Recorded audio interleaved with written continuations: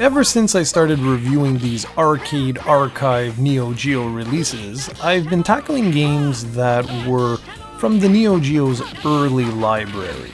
And yes, of course, there were a few that were from the later years, but most of the reviews have been some of the earliest Neo Geo offerings. So today I wanted to mix things up a bit and take a look at 1996's Waku Waku 7. This is one of those fighters that didn't have 200 sequels, but it does have a very interesting history in that it is a follow-up to Sunsoft's Galaxy Fight, which was released a year earlier in 1995, and this is a much better game. Sunsoft would follow Waku Waku 7 up with a really unique fighter called Astra Superstars on Sega's STV arcade board. Meaning, yes, there is a Sega Saturn port. However, it goes for over $200 on the secondhand market. I should also mention that Waku Waku 7 is also available on the Saturn, however it isn't nearly as impressive as this version. Waku Waku 7 is immediately recognizable for both its bizarre name and its unique look. This really does look like a cartoon come alive. And it's why the game is so fondly remembered. The details in the background are just incredible, the frames of animation are top-notch, and everything comes together in such a way that you're left staring at the screen wondering, how the heck is the Neo Geo pulling this off? The fighting is broken up into a series of different inputs. For starters, the basic special moves require inputs you've grown accustomed to since Street Fighter 2, so quarter circle inputs and whatnot. Next are super moves, which work exactly the same as specials, except you press both punches or kicks to trigger the moves. And yes, of course, these will use gauge stock.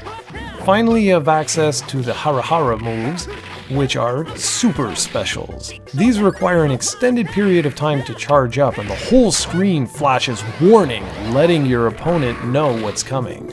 And I really like this, as it makes the game feel completely different than everything else out at the time.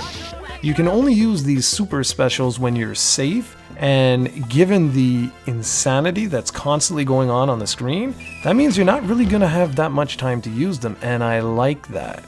As you can most likely tell by now, this is a 4-button fighter, so you have 2 for punch, 2 for kicks, and then there's a whole bunch of stuff that you can do in between. And it plays wonderfully.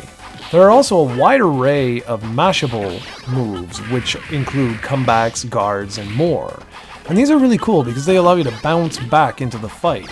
And this mix between mashing and precision is why many consider Waku Waku 7 to be one of the very best fighters on the Neo Geo platform.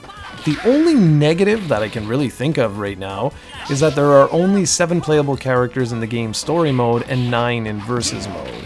However, each character is so wholly unique that you'll want to master just about every single one of them, and that is a very rare compliment for me to say about a fighting game, considering usually there are cloned characters.